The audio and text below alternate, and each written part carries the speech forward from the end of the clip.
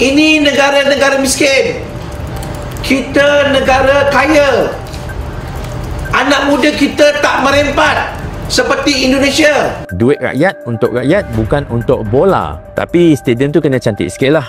Orang-orang yang pergi tu pun kena baik-baik sikit. Nah, aku negara kaya, duitku murah. Kenapa sepak bola Malaysia banyak hutang dan banyak gaji pemain tertunggak berbulan-bulan? Tarik diri dari Liga Malaysia sebab tak cukup duit. Dan kerajaan negeri pun cakap, kami tak mampu nak selamatkan lagi. Tapi kenapa jadi macam ni? Makan ubi kayu ganti makan nasi. Itu saranan yang Dipertua Dewan Rakyat Tan Sri Johari Abdul sebagai alternatif sementara menunggu bekalan beras putih tempatan BPT. Tapi yang ni adalah kenyataan. Sama juga dengan Kuching City berkaitan dengan gaji. Jadi apa-apa hutang piutang dia orang tak ada kena mengena.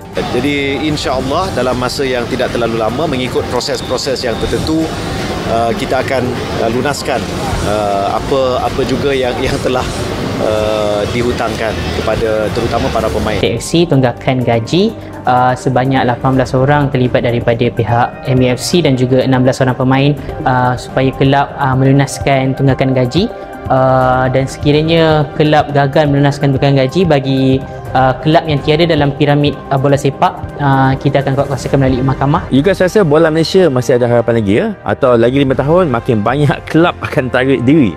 Dan harus diingat juga kita ditinggalkan hutang. Kita mewarisi hutang-hutang yang lama. So tanggungjawab kita sekarang ialah kita fokus kepada melaksanakan tanggungjawab yang ada, membayar gaji dan komitmen itu. Tapi kalau liga kita macam sekarang, dengan 5 bulan tak bayar gaji, 7 bulan tak bayar gaji, kita nak ambil player ni sebagai netralisasi. Jadi macam mana nak settlekan hutang kereta yang dah jadi hutang lapuk? So, jawapan umum saya, boleh tak dikecilkan? Boleh. Apa-apa hutang pun boleh dikecilkan. Okay? Nak jual hutang tu pun boleh. Nak kecilkan dia pun boleh. Nak kerat hutang tu pun boleh. Okay? Nak lansaikan dia awal pun. So, dia bergantung pada jenis hutang, status hutang tersebut, aktif ke tidak, kan? Status puan atau cik sendiri, kan? Sama ada siklisnya okey atau tidak. Dia ada banyak lah, ada banyak benda nak kena tengok. Sekarang ni kita berhutang sebanyak 979 bilion ringgit. Mesti ada yang kata, wah banyaknya, dah dekat 1 trilion tu. Bubar terus. Pasal ada masalah. So benda ni adalah berita sedih. Apabila ada 10 juta belanja 15, this what happen. So jadi saya sedih mereka tak ada lagi. Dan saya harap mereka akan cari jalan untuk selesaikan masalah tersebut, ataupun ada hutang ke apa ke. Persatuan Bola Sepak Malaysia FAM telah menghentikan program naturalisasi pemain di peringkat kebangsaan buat sementara waktu. Walau bagaimana sekalipun, klub bola sepak yang bernaung di bawah Malaysia Football League MFL masih boleh meneruskan program ini mengikut langkah dan prosedur yang telah ditetapkan oleh pihak kerajaan. Malaysia sering digambarkan sebagai negara yang makmur, stabil, dan kaya sumber daya. Dalam banyak pidato dan promosi pemerintah, negara ini tampil dengan citra sebagai harimau Asia Tenggara yang tangguh secara ekonomi dan diplomasi. Namun ironinya, di balik citra negara maju tersebut, dunia sepak bola nasional justru menghadapi salah satu krisis keuangan terburuk dalam sejarah. Bagaimana mungkin negara yang mengaku kuat secara ekonomi justru membiarkan para atletnya, termasuk pelatih, pemain lokal, bahkan pemain naturalisasi, hidup dalam ketidakpastian karena tunggakan gaji selama berbulan-bulan? Artikel ini akan membongkar fenomena memalukan ini secara mendalam, disertai kutipan dari pemain, pakar, pengurus, dan penggemar. Sepak bola nasional diambang kebangkrutan. Satu klub-klub tercekik utang. Sejak tahun 2020-an, banyak klub Liga Malaysia mengalami kemunduran drastis dari segi finansial. Klub-klub seperti Melaka United, Sarawak United, dan kini beberapa tim Liga Super lainnya berada di ambang kehancuran akibat utang menumpuk. Di banyak kasus, para pemain belum menerima gaji selama 4-11 bulan. Contoh nyata adalah laporan tentang Irwan Fazli Idrus, mantan pemain nasional yang menjadi pelatih dan mengaku tidak dibayar selama 11 bulan penuh. Bukan hanya satu orang. Kasus seperti ini telah terjadi berulang kali sejak 1 dekade terakhir, dan seolah tidak pernah ada pembenahan menyeluruh. Kami ini bukan robot. Ada keluarga yang harus diberi makan, tapi gaji tak masuk bulan-bulan lamanya. Bila tanya, asyik dijanjikan minggu depan, keluh seorang pemain yang enggan disebutkan namanya. FAM dan janji tanpa aksi. Federasi Sepak Bola Malaysia, FAM, telah berkali-kali menjanjikan reformasi. Namun publik mulai lelah dengan retorika. Sejumlah pelatih asing seperti Frank Berhard, yang pernah melatih Malaysia U23 juga akhirnya angkat kaki karena merasa budaya profesionalisme tidak pernah tumbuh di Malaysia. Bukan hanya masalah gaji, tidak ada kepastian, tidak ada visi jangka panjang. Itu sebabnya banyak pelatih dan pemain asing tidak betah di sini, ujarnya saat diwawancarai oleh media Jerman, di mana duitnya 1 sponsor besar, tapi duit habis entah kemana. Beberapa klub mengklaim mereka kekurangan dana. Tapi anehnya, mereka juga memamerkan sponsor besar di jersey, stadion, dan kampanye digital. Lalu kemana larinya duit itu?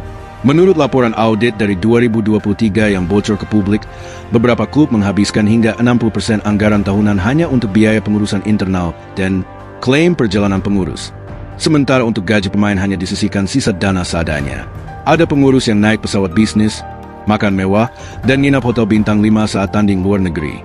Tapi gaji pemain akademi tak dibayar 6 bulan, ungkap seorang mantan pegawai klub Liga Super. Pengelolaan keuangan yang kacau. Malaysia Football League MFL mencoba memperkenalkan sistem lisensi klub profesional, tapi implementasinya buruk. Banyak klub menyiasati laporan keuangan, menggaji pemain dengan sistem bayar belakang, dan tak pernah menepati tenggat waktu. Masalahnya adalah tidak ada sanksi tegas. Bahkan saat klub menunggak gaji hingga setahun, mereka masih diizinkan bermain di Liga Super, membuat standar profesional runtuh. Pemain naturalisasi juga jadi korban. Malaysia dalam beberapa tahun terakhir memproyeksikan kebangkitan sepak bola melalui program naturalisasi pemain asing. Tapi ironi kembali terjadi. Banyak dari pemain tersebut kini meninggalkan negara ini secara diam-diam, kecewa karena janji yang tak ditepati. Pemain seperti Guilherme de Paula, Mohamadu Sumareh, dan Liridon Krasniki pernah menjadi andalan. Tapi kini hampir semuanya tidak aktif membela Harimau Malaya, bukan karena usia atau performa, tapi karena mereka merasa ditipu secara profesional. Kami datang karena dijanjikan proyek besar, tapi malah jadi bahan politisasi. Gaji lambat, komunikasi kacau, dan ekspektasi publik tak realistis, kata seorang pemain yang kini kembali ke klub Eropa Timur. Reaksi publik dan suara pendukung. 1 fan Harimau Malaya naik pitam. Di tengah kemerosotan ini, para pendukung fanatik Harimau Malaya tidak tinggal diam. Dalam beberapa aksi damai, kelompok supporter seperti Ultras Malaya menyuarakan kekecewaan terhadap FAM. Banyak dari mereka membuat spanduk bertuliskan, pemain kelaparan, pengurus kenyang.